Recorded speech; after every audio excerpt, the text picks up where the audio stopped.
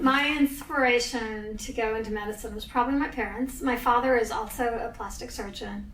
And I didn't want to go into medicine, nor did I want to be a plastic surgeon just because my dad was. But my parents were always adamant that I had to have an education so that I could be able to provide for myself and not be dependent upon a husband or a man to provide for me. For some reason or the other, I decided I wanted to go into medical school, and I became interested in women's health. And then in medical school, when I did the rotations, I liked the reconstructive aspect of plastic surgery, and so that's how I ended up doing it. And coincidentally, my dad's a plastic surgeon too, so he and I are in practice together. From a plastic surgical standpoint, I do a lot of reconstructions. I'd say about 50% of what I do is breast reconstruction after cancer, and then about the other 50% of what I do is cosmetic or aesthetic surgery, like facelifts, breast augmentations, tummy tucks. When I was a medical student, I found that plastic surgery was the only specialty where we were able to create something. And when you're a general surgeon, if you have appendicitis, you take out the appendix, or you take out the colon. You're always taking stuff out.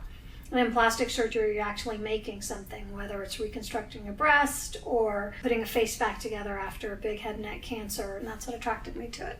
I had a patient, and we did a breast reduction on her, and she came in and said that she saw a friend of hers whom she hadn't seen in a long time, and her friend looked at her and said, "You look proportional." So that was a good thing. Or like I had another patient who was a young woman in her 30s who had breast cancer and had bilateral mastectomies, and for her, she said she never let her husband look at her without a t-shirt on because she did not want him to see her without anything. So she was embarrassed about it. So after her reconstruction, it was like she was so proud about it.